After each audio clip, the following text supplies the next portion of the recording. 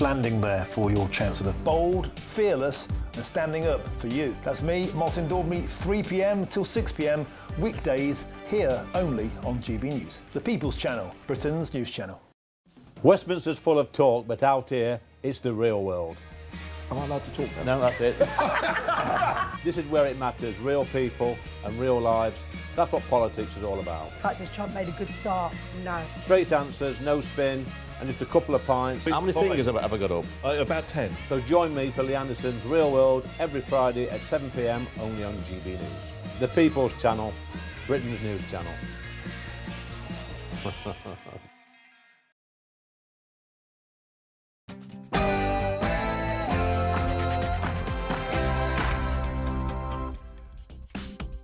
Good evening. The French government could be about to fall. Would that mean their stop the boat strategy would be in jeopardy, or frankly, would it make no difference at all? Donald Trump hits out at UK net zero policy, saying it's giving us expensive energy and that the whole wind thing's a total scam. Is he right or not? We debate. I think he's got a point. And record low birth rates in England and Wales. Is that going to be used as an excuse for mass immigration into Britain, or is AI going to mean there are fewer people we're going to need for work anyway? All of that and much more. But first, let's get the news with Tatiana Sanchez.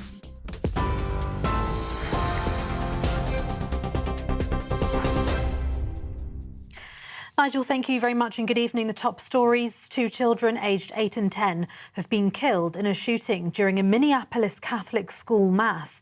The gunman was armed with a rifle, a shotgun and a pistol and shot through the church windows, police say, adding that he then turned a gun on himself. Of the 17 others injured, 14 are children, 2 are still in a critical condition. The US President Donald Trump has written on Truth Social saying the White House will continue to monitor this terrible situation. Elsewhere, a major political shift in Scotland. The Conservatives have lost their first MSP to Reform UK. Graham Simpson announced his defection alongside Nigel Farage, saying it was an enormous wrench to leave the party he'd joined at 15. But he admitted he'd told the Tories months ago he wouldn't stand for them again and now wants to help Reform offer voters something fresh. An Ethiopian national seeking asylum in the UK has appeared in court today for the second day of his trial. He told the court, "I am not a wild animal." Hadush Kabatu is charged with 3 counts of sexual violence, harassment and inciting a girl to engage in sexual activity. He was living in the Bell Hotel in Epping at the time of the alleged crimes. Hadush told the court today, "I'm a Christian and I'm also giving testimony on the Holy Bible." The alleged incident involving Kabatu sparked protests and counter-protests outside the hotel in Essex after similar protests were held outside hotels across the country housing asylum seekers. In other news today, British Transport Police have confirmed that Tommy Robinson will not be charged over an alleged assault at St Pancras railway station last month after the CPS concluded there was not a realistic prospect of conviction. The 42-year-old was arrested at Luton Airport on the 4th of August in connection with the incident, which took place on the 28th of July. British Transport Police said the alleged victim did not wish to provide a statement to the investigation.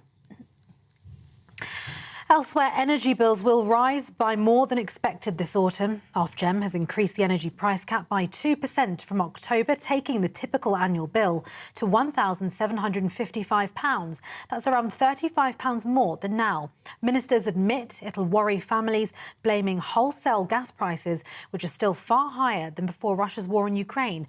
Labour says its plan will protect consumers with more support for households and investment in clean power, while accusing the Conservatives of leaving Britain exposed. And the government is pushing for a permanent food and drinks deal with the EU within 18 months.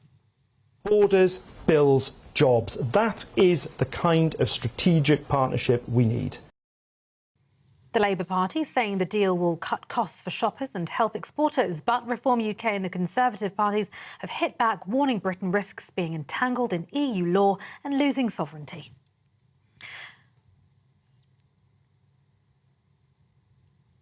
Those are the late lines for now. More from me in an hour. Now it's back to Farage. For the very latest GB News direct to your smartphone, sign up to News Alerts by scanning the QR code or go to gbnews.com/alerts.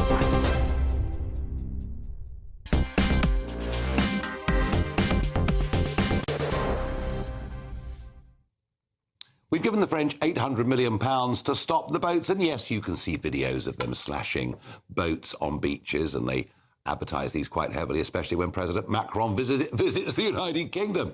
The truth is, of course, the number of boats coming goes up and up and up, and even if 43% have been stopped this year, it doesn't make any difference because the same people come back the very next day. But there'd been a change in French practice. They'd said from now they would intercept boats, not just on the beach, but up to 300 metres out at sea.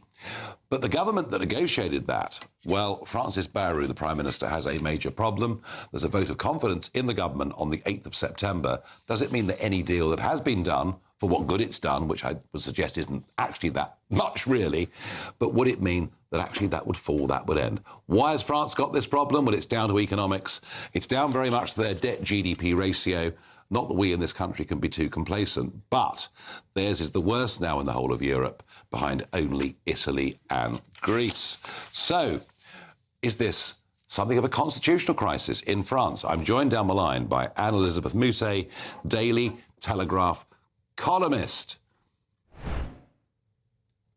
Good evening. Now, you've got to explain just very quickly to a British audience, the French have a president, they have a prime minister, they have the equivalent of a parliament with the Assemblée Nationale, and actually it's been in crisis now, hasn't it, for some time?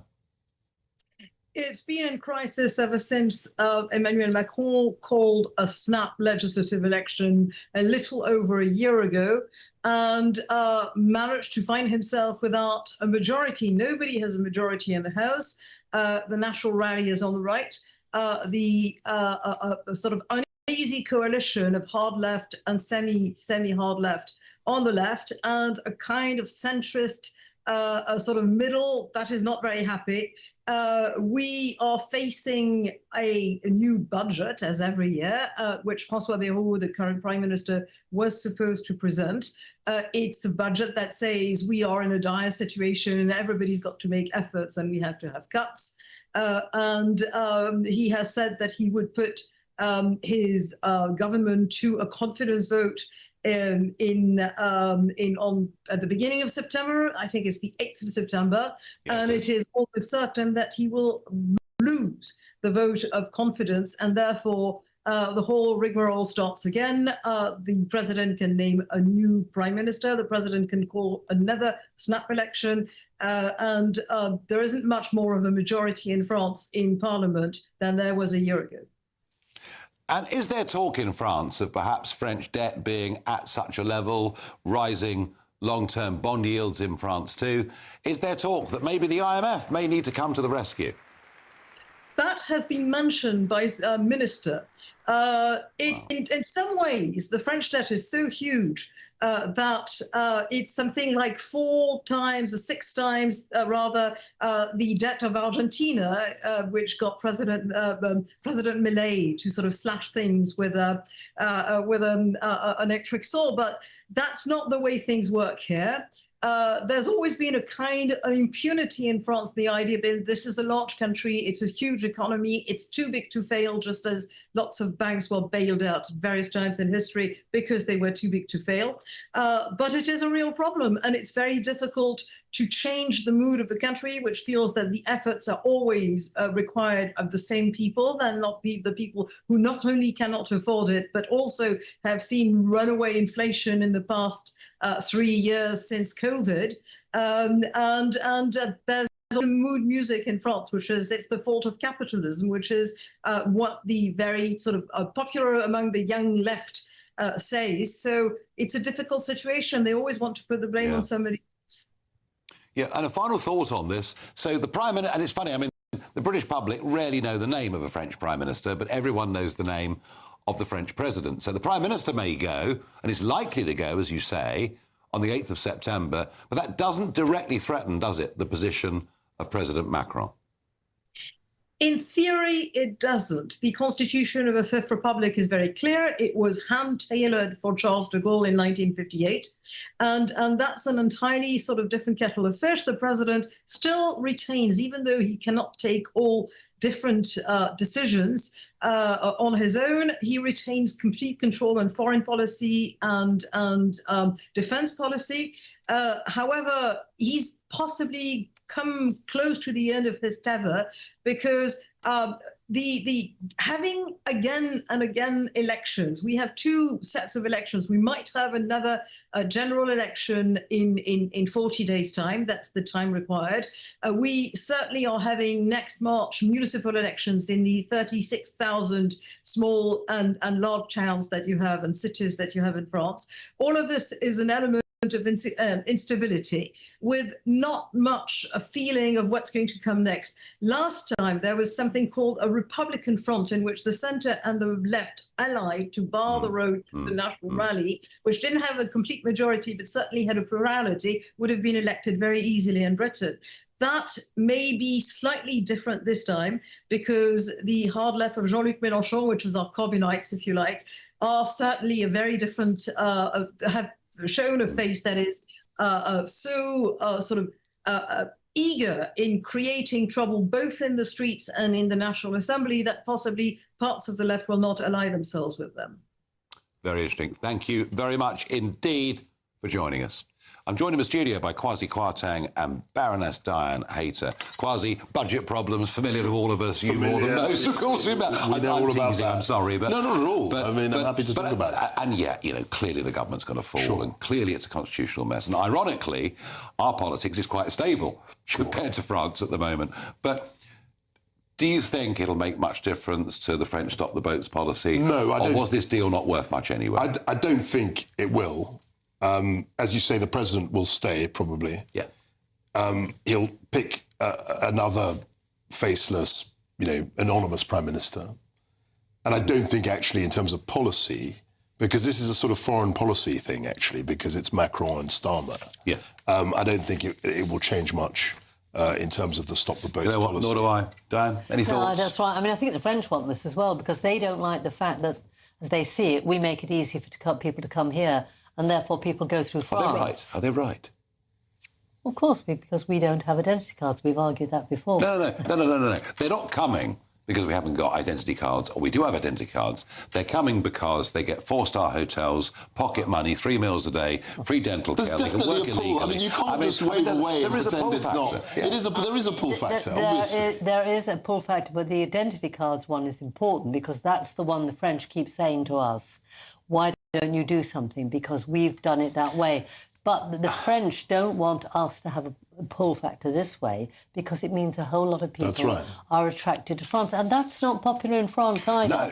So all I'm saying is I think they have a vested interest. Yeah, no, if I had a house outside Dunkirk, this whole thing would be a nightmare. All the way through France. They're not just suddenly arriving in Dunkirk. So, yeah, but your initial question is the right one, but I don't think it'll change much. No, not away. But we're going to move on, because, this problem has been faced, of course, by many other countries in the European time zone, including Crete. Now, Crete have seen, in the first half of 2025, 7,500 people make their way across the Med, but Crete is now getting tough. And I'm joined by Eleni Zervoudaki, I hope I got that right, Deputy Mayor of Chania in Crete. So you've got really tough. You are now arresting illegal migrants and putting them in detention. How's that working for you? And are you facing challenges on this from the European Court of Human Rights? Good evening. Thank you for your hospitality.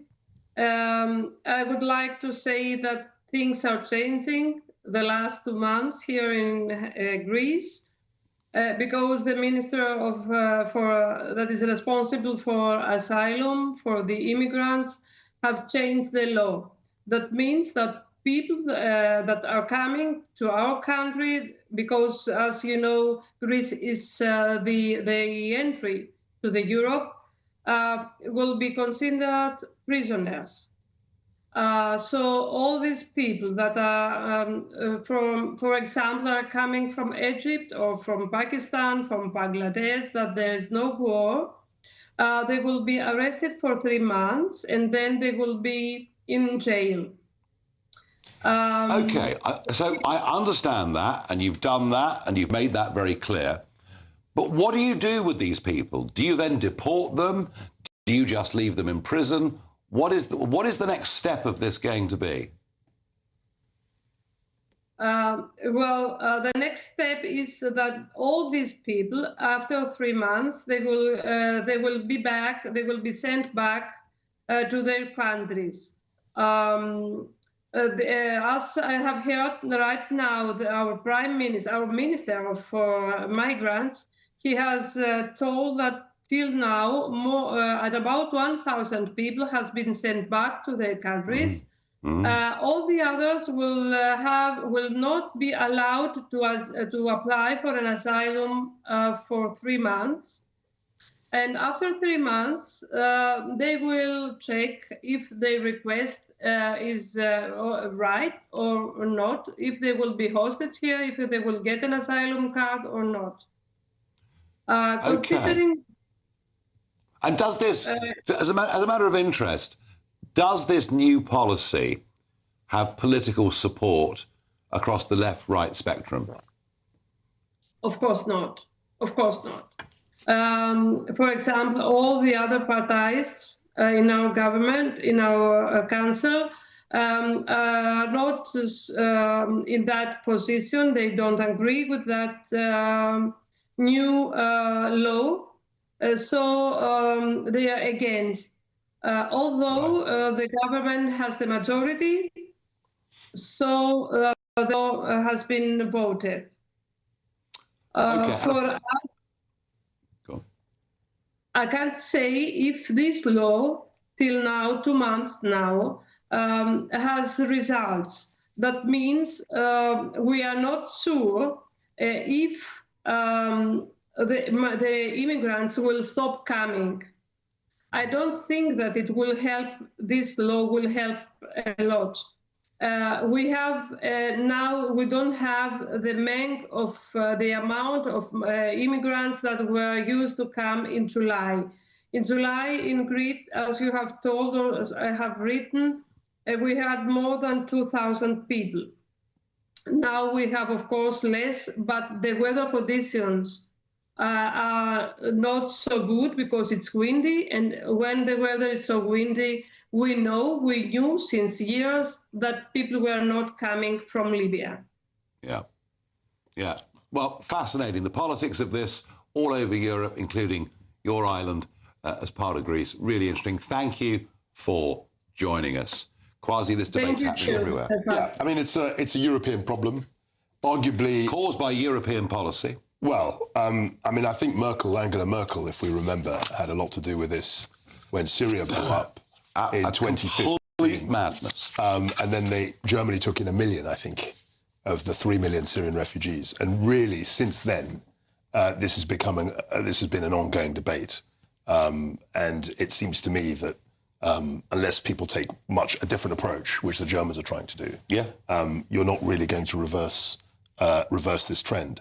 The other thing that's happened, and it's a long time ago, but I've actually been to the country, and we've mentioned it a couple of times, Gaddafi, for all his faults, was somebody who actually stopped, and he said himself that once we got rid of him, and I'm not trying to condone what he did. If you get rid of me, 5 million will cross the Mediterranean. On this issue, you know, he spoke the truth, I'm afraid. Yeah. What's really interesting about this, Diane, is we've got a whole series of different actions being taken. We've got Denmark now, a centre-left government, saying 0 asylum for now. We've just had enough. We've got the crime statistics. They're horrendous. We're not going to go on. Germany stopping people coming in, deporting people, flights going from Germany to Afghanistan, Iraq, Iran, all the things I think we need to do. You know, clearly the Greek government taking tough action. Why is it everybody else can do this as members of the ECHR and for some reason we can't? Well, I think that's just being used as an excuse. I think what we need to do is work across Europe. I think, you know, it is very important that we're all doing much the same thing. And the ECHR needs to change the way it interprets the basic rights. We need to go back to the original purpose of asylum. Yeah. Asylum was really for individuals who had a well-founded fear of persecution. And we must keep that. You know, Navalny was killed by Putin. Had he not been, I hope we would have given him asylum. You know, we did give asylum to other Russians, sadly, who were poisoned here. So we don't want to get rid of asylum altogether because there will be people who there's a bounty on their head. women judges in Afghanistan. We need to help them get out. Okay. So I think we have to keep the principles of helping those individuals who have fallen out with their government. You see, and that needs to be done across It's interesting Europe. what you're saying, because you're echoing very much what Jack Straw said overnight. Jack Straw is one of the architects of the Human Rights Act and the incorporation of ECHR. And Jack Straw said, look, you know, it was the right thing to do, but we never thought for a moment it would be interpreted this way. This is now a big debate within the Labour Party, isn't it? It is a big debate, but I think the debate within the Labour Party has shifted. And one of the issues has always been about the right to family life. I mean, you know, of course you need right to family life, but if you want to deport let's say, for the sake of argument, a man, then he could take his family with him. So I've never understood why the idea that because you want to deport one person, you can't take... No. But the problem and the whole we've centre of had, gravity quasi shifted. It's shifted, but the problem we've had, and we've discussed this you know, a number of times before, is that you're getting judges who are interpreting the law in a very, very small L liberal way. So essentially, people are saying, I need a right to a family life. I heard that someone was not deported because he was a good role model for his daughter. You hear these crazy stories. And that's not because of and too many of ECHR, or the law. That's because judges have chosen to interpret. That's exactly right. The 1998 Act in the way that exactly they have. right. And, but I'm fascinated by the way the rest of Europe's dealing with this. In a moment, Donald Trump has a real go at our policy in the North Sea and Britain's net zero targets, saying it's doing us great damage. Is he right?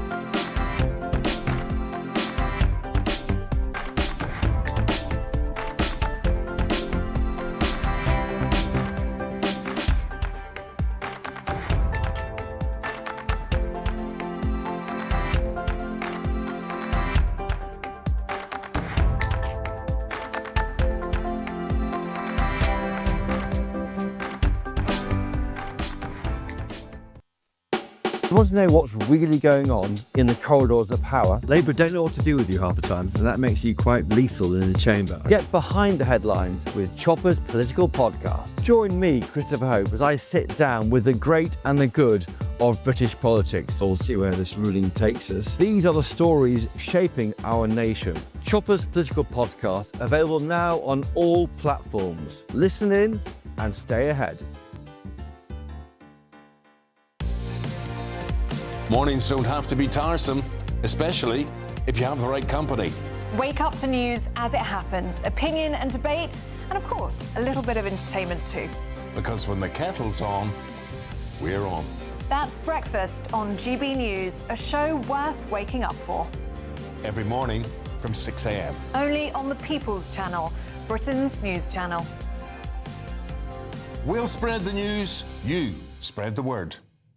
Exciting news. Every Friday, my Patrick Christie's Tonight Show is going to have a twist to it. We're welcoming some special guests. You. That's right, on Fridays I'm going to be doing my show in front of a live studio audience because this show is about you and what you have to say. It's going to be the same big debates, same big topics, same big opinions, but every Friday night at 9 p.m. you are invited to come on down to Patrick Christie's Tonight to be a part of the action. Only on GB News, the People's Channel, Britain's news channel.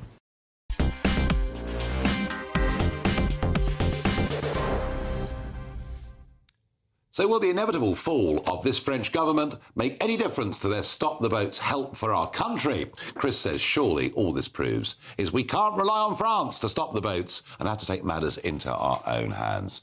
Yep, sound thinking. Martin says, no, it won't make any difference either way because everyone knows it's in the French's interest to let the boats continue. Unless, of course, you live near Dunkirk and you would feel differently then. Jacob says it could make things worse, but as you say, the pull factors are the problem, which is why people are fleeing the safe country of France to the UK. Well, you either live in a tent in France or you come to a 4-star hotel. Now, let's see Donald Trump. Let's see what he had to say yesterday on net zero policy, on renewable energy, and his view of its impact on the United Kingdom. They're ruining our country. They're ruining everyone. If you look at, I hate to mention countries, but you look at the UK, what's happened in the UK, they have energy costs have gone through the roof. It's because of wind. They want to do everything, close up the northern parts of the country. They have oil. It's tremendous. And they closed it up, and I tell them, you're my friends, but man, you're going to have a bad awakening very soon. It's going to be very bad. They're ugly, they don't work, they kill your birds, they're bad for the environment. And if you look at them from a house, your house is worth less than 50%. Well, I thought I was sceptical about wind energy, but Trump there going full on, but actually making some points worthy of debate. Well, Kwasi Kwarteng, of course, was one of the high priests of us having a net zero strategy. We were to become the Saudi Arabia of wind. How's it worked out for you, Kwasi? Well, look, we've got lots of wind farms. We've got huge generation capacity. They employ lots of people. But look, I think the world changed. I think you had Putin's invasion of Ukraine. You also had the COVID pandemic, and I think we've got to be pragmatic in terms of the approach to the earth. You can roll your eyes. What on earth has COVID got to do with this lunatic strategy? You will know that what happened once because of the lockdown was after the lockdown ended, there was huge demand for gas in Southeast Asia, in particular in China. Yeah, and of course the gas prices. So why didn't we produce our own gas? Why did your government refuse to produce our own gas? And you know as well as I do that gas prices are far more domestic than they are global. Well, look, you guys failed on this. No. We did, but the problem we had was that we brought in this energy windfall tax, which I was totally against. I think you can do two things. I think you can promote renewables, but you can also promote domestic. And that's what Donald was talking about. I mean, he was groping for the North Sea. He'd forgotten that phrase. But that's where all our oil and gas was. Ofgem say today, average bills will rise again by another 2%, driven by an increase in electricity balancing costs. And what that means is the wind energy, with its intermittence, is totally unsuitable for the national grid that we've got. No, so we have a mix. We have an energy mix. We've got nuclear, we've got renewables. I repeat the point. Renewable energy is unsuitable. So what is your problem? You're going to get rid of it? Is that what you want? I would end subsidy. Okay, subsidy. These people watching have been paying an increase of up to 20% on their energy bills every year to pay for all this. True. So you can look at the way... Thank you. But at the same time, you've got to understand that we are a leader in renewables. We employ, hundreds of thousands of people in that industry. No, and people look... We do. We employ people in the industry, but not hundreds of thousands. The blades are manufactured elsewhere. No, they're manufactured here. Some of them are manufactured here. You've got an infrastructure here that is focused on renewable energy, whether you like it or not, Nigel. There is an infrastructure around it, but we've deindustrialised, I think, through high prices. Diane... we know that manufacturing industry needs energy. We were discussing in the break that the new 21st century, things like data centres need energy, far more energy than, the old Victorian mills used to use. So we have to have a lot more energy than we've got. We have to have self-sufficiency, because currently we import, on average, about 11% every day in the winter. And I just put it to you that Miliband... Kwasi does admit there were some mistakes made, but Miliband appears to be just dead set on this course, unconcerned about the consequences. I don't think he is unconcerned. Well, listen, we need all of it. We need the renewables, and the extra charge you just mentioned actually is £15 a year. And of course, no, it's not, because of the way it's. No, it's not. It's a lot more. But about £180 a year per bill. No, only 15 on what you were referring to. But the issue is we need all of these, and of course sometimes the sun won't shine and that won't work, and sometimes the wind blow, and therefore we'll get less from wind. But sometimes we'll get more from wind. But we're going to need an awful lot of energy. You've got grandchildren. You do not want the world so polluted that they will not live in a world that's cleaner. But and we do have to look about all that. But the other issue is security. You know, you talk about importing from other countries, whether it's the energy. We can't control energy prices. You have something like the invasion going on and prices go up. We need, you know, the thing about the renewables is that they are homegrown and therefore we have control. So why over don't we, those. if I'm going to follow the logic of your argument about security, and you're right, the world is perhaps in some ways a more uncertain place than it's been for maybe 60 years or who knows, maybe more. You know, I get that, which is why we should be producing the gas and oil that we need as well. Well, I think we should use the North Sea oil that's there, but that won't go on forever. It'll go on for the next 30 years. Possibly, but I have to say, when you get my age, 30 years just comes and goes rather quickly. It does, you shouldn't be worried at all then.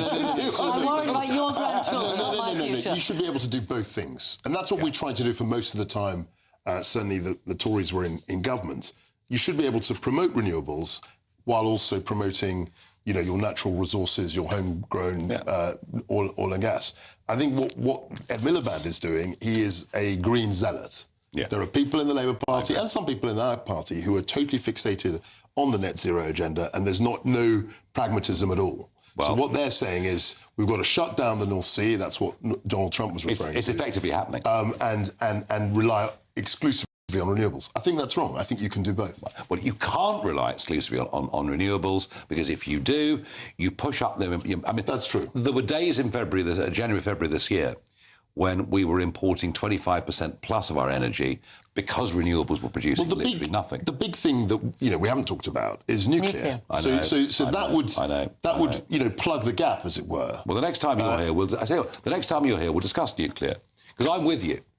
I think this is the only way to get guaranteed baseload power. That's right. You won't get, you won't get these short-term nonsenses driven by an increase in electricity balancing costs, which just means wind energy is It's firm power. I mean, that's the thing about nuclear. Baseload power, zero carbon emissions, which answers the question that you were referring to. But we're very slow at getting it done. And we need to build them. It's not just we're slow.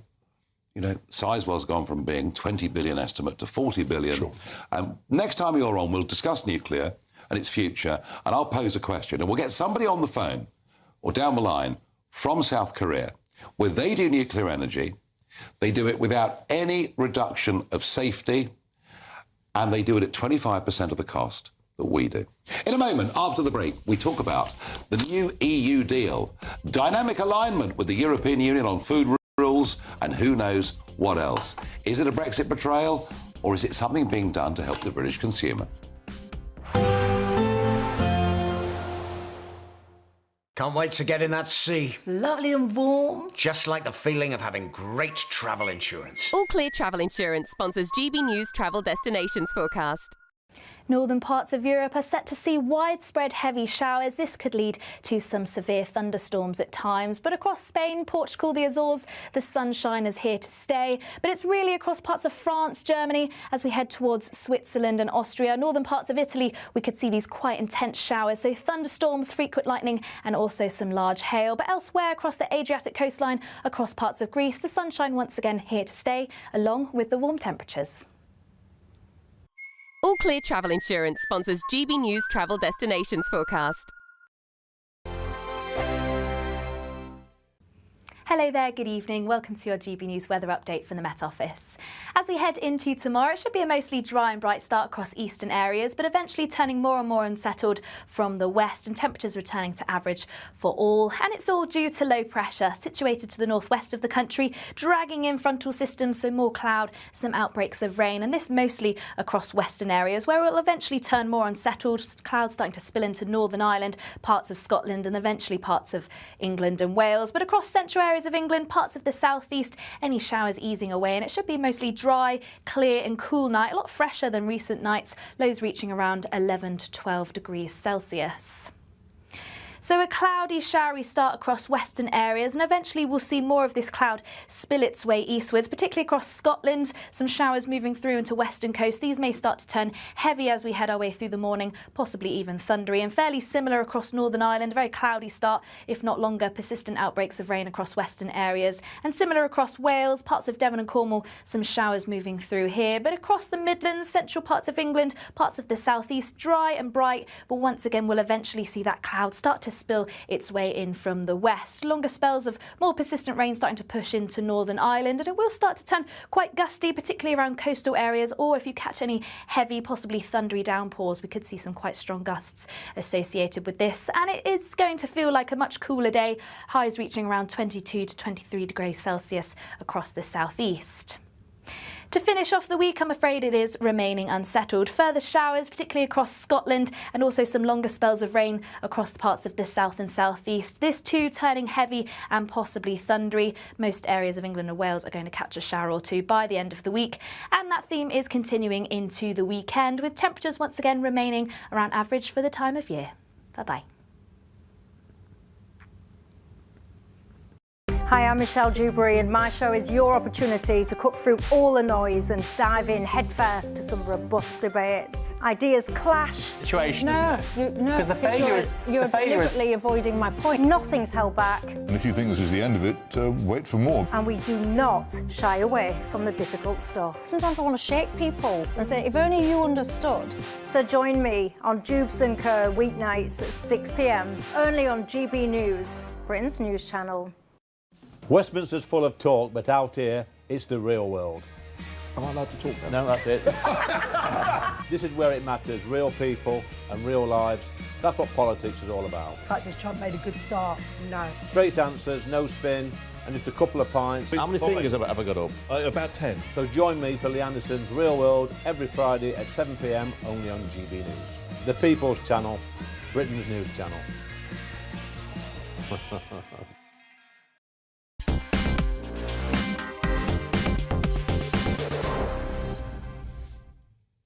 So, Cabinet Officer Nick Thomas-Symonds was talking today at a Spectator event, making it clear that we would align with EU rules on food and drink, and a deal would be agreed fully in the next 18 months. It's called dynamic alignment. Sure. It means whatever rules the EU pass, we will pass.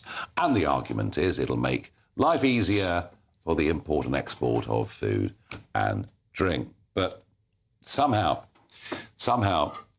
was not one of the primary causes of people voting Brexit not to have dynamic alignment, that we could make our own laws in our own parliament. Yeah. Is it sort of a slow motion betrayal of Brexit? Look, I think you've got to look at where these people were 5, almost 10 years ago. The vote happened in 2016. Yep. For about 4 or 5 years, the likes of David Lammy, Keir Starmer, Nick Thomas, all of those people essentially tried to reverse the vote. So once you know that context, you know that deep in their hearts, they wish we'd never voted to leave. Yeah. And so anything they say and do is seen in that context. So I don't trust them. I think that they probably in their secret, private moments, want to go back and join the EU. They can't say that because obviously they would get political pushback. But I think ultimately their heart lies with the EU. Well, so do I. And worse still, Diane, it means accepting the overall authority of the European Court of Justice. Well, and these were the reasons we left the wretched thing. Well, there's all sorts of reasons that we left, and as you've said before now, it was about migration. I don't know, but the issue is a different one. I sit on the House of Lords European Committee, and we've been taking evidence on this, the whole, the what you call dynamic alignment. And I have to say, it is industry in there begging for this. The people, particularly in the food and drink industry, that want to export are fed up of having to pay all that money to prove that we do meet EU standards. Now, if we're going to export to anywhere, to America, you have to meet American standards. Yep. You want to send it to Vietnam, you have to meet Vietnamese standards. And if you want to export to the... So why align with the EU then? Because for food and drink exports, that's where the majority of them go. And similarly for imports of the food that we do import, including that lovely French cheese, and bacon. English cheese is very, very good. We could have a tasting competition here between a nice brie and... but many of the foods that we import are from the EU. These are all the same arguments that they're using in the referendum. These are practical, day-to-day living arguments. And the idea that this is some, hidden agenda to go back in the EU... You are arguing... is not legitimate true. Question. This is about making it easier for consumers and particularly cheaper for our exporters. But surely it's a legitimate question for viewers and people following the debate to ask themselves, what were these people saying about Brexit 6-7 years ago? And then you look at what they said, you look at what they did in terms of trying to get the second referendum, and now they're in government. It's perfectly legitimate to question their motivation. It is legitimate to question, but the idea that because you were, anti-Brexit, therefore you can't do something that is good for British industry at the moment. The arguments you're making are all the arguments that were used during the referendum itself. You're just rehashing them. Quick question. On the House of Lords European Committee, how many Brexiteers on it? Oh, 2 very strong ones. 2 out of how many? 7, I think. Well, it's quite good for the House of Lords. I'm quite shocked. And it does include one very, very strong one. I'm surprised there's that many. I'm very surprised there are 2 in the House of Lords, but there you are. Now, the What the Farage moment. There is, and this is serious, a cricket bat shortage. Yes, English willow is what cricket bats are made out of. As I understand it, there's been no suitable replacement found. They tried growing willows in India, but it absolutely doesn't work. And that means the cost of cricket bats is soaring. That's because of the boom in cricket, especially led by India. I'm joined by Monty Panesar, former England spin bowler, and I'm speaking to him in India. Monty, it's costing up to £1,000 for a top-class cricket bat now. Yeah, look, I think what's happened is, we've seen the demand of T20 leagues across the world, and also, with the IPL and everything. Top players back 20 years ago would probably have 2 or 3 bats, and now they have like 15 to 20 bats. And also, the cost is growing. The cost of English has tripled since 2017 as well. So I think, that's the problem, really. I think there's just a huge demand of T20 cricket across the world. And the top players, they don't have 4 or 5 bats in a cricket bag. They have about 20 now. And is it really true? I was brought up being told this, but is it really true that only English willow will do? Well, they tried it in Australia. The tree, the English willow grew too quickly in Australia. And then what ends up happening is, the English willow, the grains are quite wider. So then it takes longer for the bat to, knock in. And they need the tighter grains. So you're probably right. You're absolutely right. It's only the English willow that the world needs. And 20 years ago, they planted 15,000 trees, J.S. Wright and Sons. But now they, equate to 75% of the English willow. But now they've upped that to 40,000, and they've got to now keep up with the demand because, as we know, with 100 being taken over by the IPL owners, Indian cricket is going to have a bigger influence on the English game. And just give us a sense, Monty. Give us a sense here, back in the home country, just how big is the explosion in cricket as a support on the subcontinent? Oh, it's massive. I'm in India now doing commentary work in the Delhi Premier League, and the talent here is unbelievable. It's up there as international standard. And you look at the 100, it's been absolutely brilliant. So cricket is growing at an exponential rate. But also what Rishi Sunak, when he was in government, he said there'll be 35 million available for state school cricket, which I don't think is going to happen. So who knows, If your government comes into power, you will have to work with India. Hopefully you will create a program for state school cricket and things like that. So I think it's really important that, cricket is a massive part of our game. It's a massive part of our culture. And I know people say, we want it to be not elitist, but when a cricket bat's worth £1,000, it makes it very difficult not to think the game is for the elite. No, absolutely. And my nephew enjoyed meeting you at the cricket club last Saturday before you flew out to India. So, very good. Monty. Yeah, and also one other thing is your cricket club, Frinton-on-Sea, are they going to avoid relegation? Because Great Witchingham is my club. I think we're fighting for that spot. I know we're not having the greatest of seasons, but there's still time to recover, although not very much. Monty, as ever, lovely to see you. OK, there you are. Whether you're a fan of cricket or not, this sport is growing phenomenally. And when India play Pakistan, up to 1 billion people watch it on television. It's truly, truly astonishing. Now, in a moment, we're going to talk about the falling birth rate in England and Wales. Is that an excuse for more mass migration because of labour shortages? Or is AI on the verge of changing the labour market in a very dramatic way?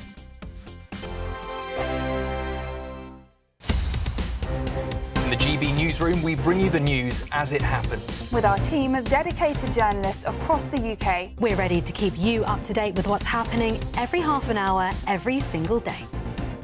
Bulletins here on GB News, the People's Channel, Britain's news channel. Mornings don't have to be tiresome, especially if you have the right company. Wake up to news as it happens, opinion and debate, and of course, a little bit of entertainment too. Because when the kettle's on, we're on.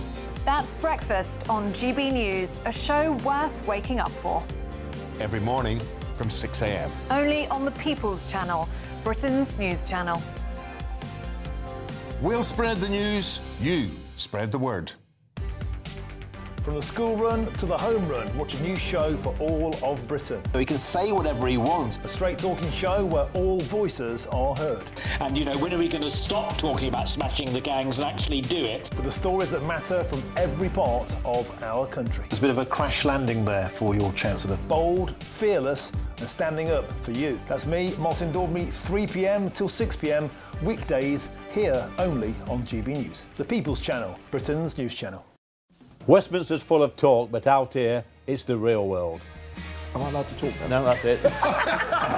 This is where it matters, real people and real lives.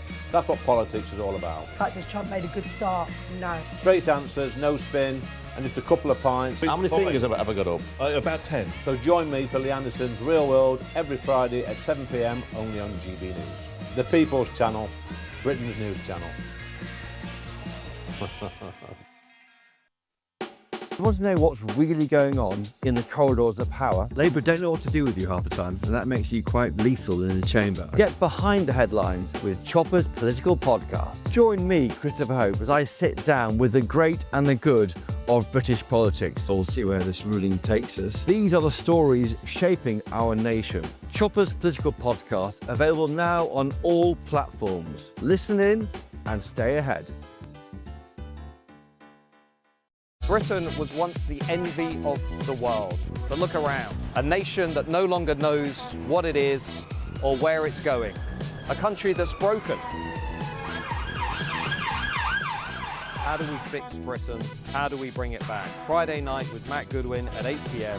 Only on GB News. At GB News, we love to hear from you, our loyal community.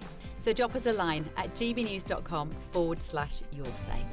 There, you can talk to each other and also to the presenters live on air. gbnews.com/yoursay, because GB News is your channel, Britain's news channel.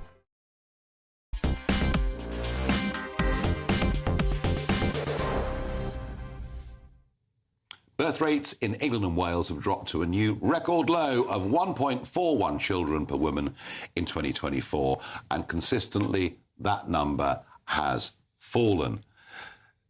This is one of the reasons we've been told that we needed mass migration, that because of a falling birth rate, we needed workers to come in. I'm not so sure that argument will apply in the future, but to see how serious this might be or might not be, I'm joined down the line by Paul Morland, demographer and author.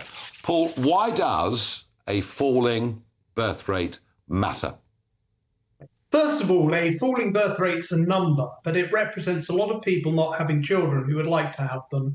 You and I are fathers, and now I believe grandfathers. Great joy, great happiness, and people say they want 2 to 3, they're having 1.5. So there's a lot of personal tragedy going on, and we shouldn't lose sight of that. But nevertheless, focusing on the economics, if every cohort is smaller than the last one, we have more and more older people who need healthcare, who need social care, who need pensions, fewer and fewer workers. That proportion has shifted. It puts impossible burdens on the government finances and on the economy. I'm sure Rachel Reeves hasn't even thought about it, but it's at the bottom of the problem she's facing day in, day out. OK, and that's the argument why we have to have more migrants coming into Britain to do jobs? No. First of all, as our friend Matt Goodwin has often pointed out, a huge number of the migrants coming in are not even workers. So if we focused on people coming to work, we'd have a much lower immigration level. Secondly, we're told, as you said, that this is why it needs to happen, but we've never had a government that has even thought about doing anything about the low fertility rate. And we've had 50 years of low fertility.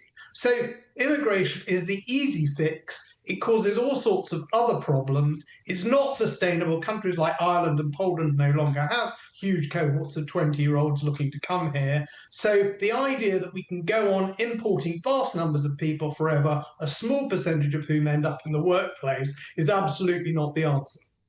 Paul, couldn't be clearer. Thank you very much indeed. So we get an ageing population. We do need more people to look after them. But we have, of course, an awful lot of people, 6.5 million now, on unemployment benefits or disability benefits of some kind. But I want to raise a different debate here, which is, I think the world of work is on the verge of changing in the most dramatic way. That the speed of technological advance of AI is actually going to put a lot of people out of work. We might need fewer people to do these jobs. And that could be a massive problem of its own. Well, the interesting thing, of course, is a lot of the jobs that we will still need are done by women. Women are overrepresented in proportion of the gender, in hospitality, in hospitals, in teaching, in hairdressing, in all of that. So actually, we will continue to need women in the workforce. And if we want women in the workforce, we have to say, well, how is it easy for them? And I say this guiltily as someone who's not had children, I have to say.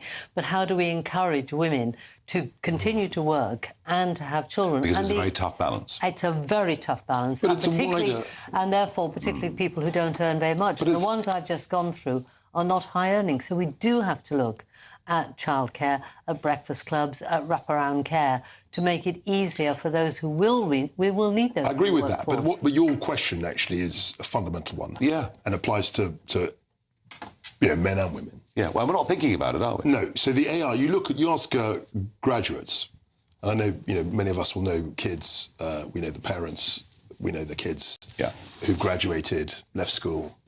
Very, very hard to find a job. And anecdotally, that's because all those graduate level, secondary school leaving jobs that are kind of data entry type jobs, and then they could go up the ladder. A lot of those jobs have been eliminated by AI. Yeah. And that's a big problem. Would you say quasi eliminated? But from my understanding of it, talking to people on both sides of the pond, the AI revolution's barely begun. It's barely begun. So you look at a bank, and you know the financial world. When I started, particularly when you started, there'd be lots and lots of people doing kind of data entry. Row upon row of clerks in offices. All of that stuff. Yeah. And a lot of that is beginning to go. And as you know, people are saying, this is only the tip of the iceberg. Yeah. It's only just begun. Yeah. That, over the next 15, 20 years, will have a massive effect on the world of work. The jobs that Diane talked about earlier are jobs that won't be replaced by AI. I mean, actually, folks, just become a plumber. I mean, they're not going to get replaced by AI. But I do actually think this could be a serious problem. Worklessness is not good. Well, we did say, of course, this about mechanisation, not our generation, but 3 generations ago. And, of course, that didn't happen because we developed new things we wanted. And I think that it will lose a lot of the current jobs, but we may well discover that there are other things. I'm more of an We've optimist. just been talking about cricket. Yeah. It may be that cricket and other sports take over. Because you look at the Industrial Revolution, there were all those weavers, and the Luddites used to smash those machines. I'm optimistic, Kwasi, if we become a hub and a centre for the 21st century industries. We mentioned energy in a previous block, which is relevant to this, but it feels to me like we're falling behind. I think we do a lot of great work. So you look at the universities, you look at things like quantum computing. We produce brilliant people, AI, and they all even go to America. Some of them do, but some of the industries are. If you compare us to Europe, is your favourite theme, we're light years ahead of a lot of what's going on in Europe in terms of the unicorns, the businesses, the startups. No, we are, but and the creative industries. Yes. What we are doing, whether it's on games, on video games, that sort of thing. We are the. I agree. We're so good at innovating, at inventing. That's right. So be more positive. Don't talk us down. There's a lot good happening. We lose the talent. That's the problem. Panel, as ever, a delight. Now, I am going down the line to somewhere in deepest rural Somerset to be joined by Sir Jacob Rees-Mogg. There he is in the baronial hall. Now, Jacob, what have we got coming up this evening on State of the Nation? Well, here in deepest, darkest Somerset, most rural Somerset, I discovered I lived just a few miles away from one of these migrant hotels. And so I went off with a camera crew to see what was going on there and got some shots, discovered that they have signs up in Vietnamese and Persian. Home Office won't say anything about it, local council won't say anything about it, all kept very covered up. And bear in mind, we're 200 miles from the Channel, so this is a problem affecting the whole of the country, not just people living in the south of England. Fascinating. Well, Jacob Rees-Mogg, with his Sherlock Holmes hat on, has been out doing big investigations. It'll be a great watch after the news. But even before that, the all-important weather.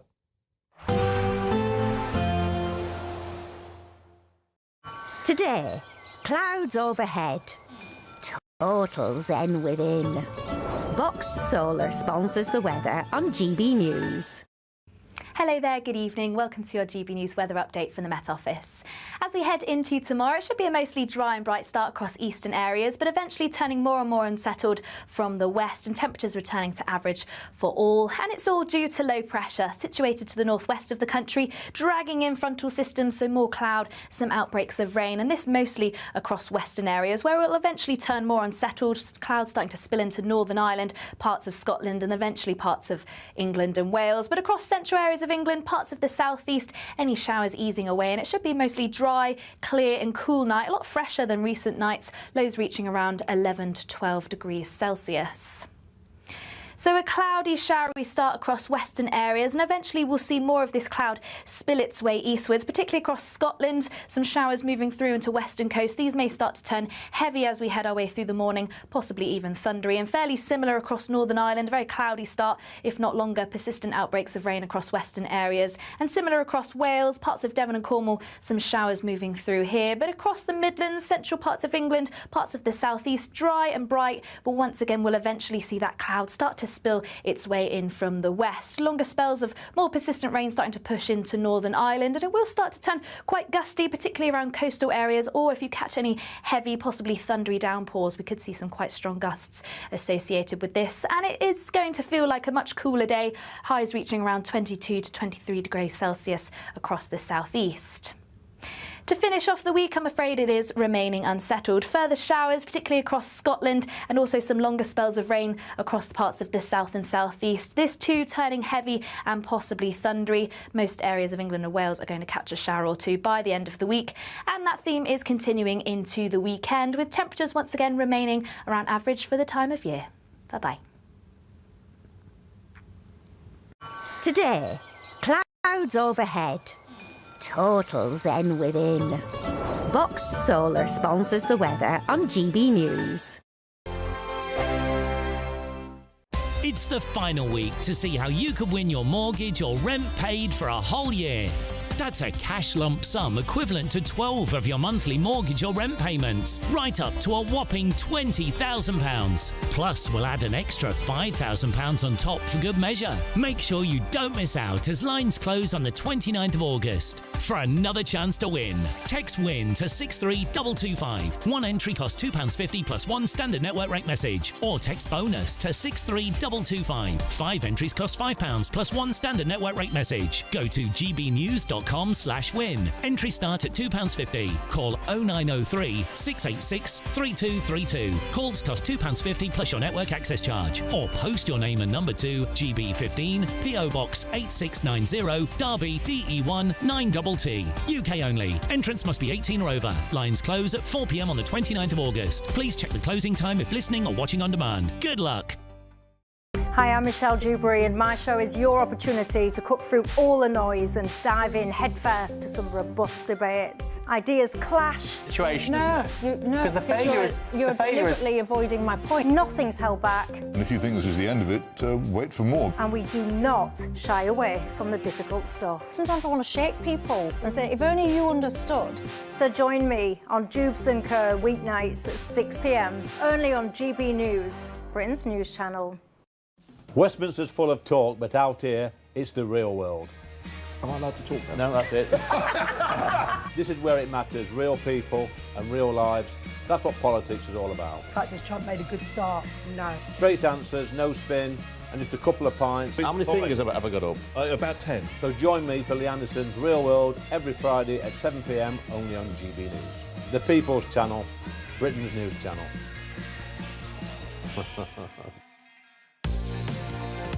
Mornings don't have to be tiresome, especially if you have the right company. Wake up to news as it happens, opinion and debate, and of course, a little bit of entertainment too. Because when the kettle's on, we're on. That's Breakfast on GB News, a show worth waking up for. Every morning from 6 a.m. Only on the People's Channel, Britain's news channel. We'll spread the news, you spread the word. From the school run to the home run, watch a new show for all of Britain. So he can say whatever he wants. A straight talking show where all voices are heard.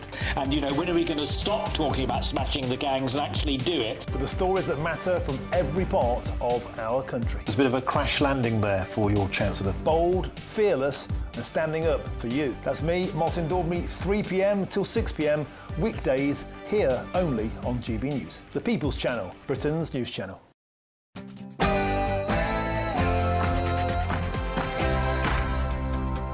Hello, good evening. It's me, Jacob Rees-Mogg, live from Somerset with State of the Nation tonight. Can we see anything through here? There doesn't seem to be very many people about. Hello. Is this an illegal migrant place? I've discovered an apparent migrant hotel nestled away in the remote Somerset countryside, just a few miles from where I live. The Home Office is unwilling to say anything about it, but we think the public has a right to know. Also tonight, the Taliban is willing to work with Nigel Farage to return illegal migrants to Afghanistan. Should he do so and accept that it's the reality of solving the migrant crisis, or should we adhere to the Thatcherite principle that we don't talk to terrorists? The energy price cap has increased yet again. The regulator, Ofgem, is blaming net zero zealotry. Is this ideology